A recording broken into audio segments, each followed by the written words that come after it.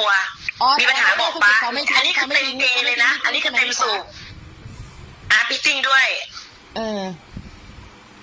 ประกัน ถ้าจะหาเรื่องไอ้อัดอะ ถ้าเป็นพี่ติ้งโดนอะประกันเขาช่วยพี่ติ้งไหมอะ ช่วยพี่บอกละพี่บอกแกละ แกบอกเลยพี่ติ้งบอกนะ พี่บอกแกละ ไม่ พี่ติ้งพี่สอนโดนตอนเนี้ยเรื่องเงินประกันไม่ต้องห่วง อ๋อ พี่บอกแกละ แล้วถ้าพี่ฟ้าสมมติว่าอีตาอัดไปฟ้องพี่เพิ่มอะประกันอะไรเงี้ยแกช่วยปะ โอ้ตอนนี้มันจะกล้าเลยช่วย แต่ตำรวจจะกล้ารับทำเลยตอนเนี้ยมันจะอยู่ที่ตำรวจละเพราะว่าแม่งถ้าเกิด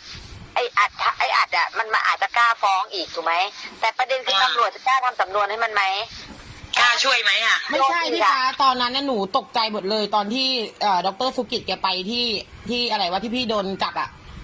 แล้วแกพูดว่าไม่ช่วยหรอกฟ้าขี้โม้ไม่ได้เอาเงินไปอะคือแบบหนูตกใจเลยนึกว่าแกทิ้งแบบไอ้เธอ เลียมจัดคนนี้เลียมจัดอย่าไปฟังแก เขาบอกปล่อยมัน ปั่นหัวสื่อไงปั่นหัวสื่อ ไอ้ฟ้ามันขี้โม้หนูก็เลยเฮ้ยตกลงจะช่วยพี่กูเมื่อวันเนี้ย ช่วย ก็เลยถาม โอ้ยแกห่วงพี่จะตาย ช่วยไหม ช่วย ก็โทรหาพี่โป้งจนพี่โป้งบอกโอ้โหโทรทุก10 นาทีเลย ไม่ต้องอะไรไอ้พีทแกช่วยไปกระด่าไปเนี่ยไอ้เหี้ยบอกอย่าไปเรียกชื่อจริงมันป้ามันเปลี่ยนชื่อนานแล้วมีแต่คนสนิทที่รู้ หมายถึงใครเปลี่ยนชื่อจริง ไม่ไอ้ป้าเรียกไอ้ป้าว่าไอ้เหี้ยใช่ไหม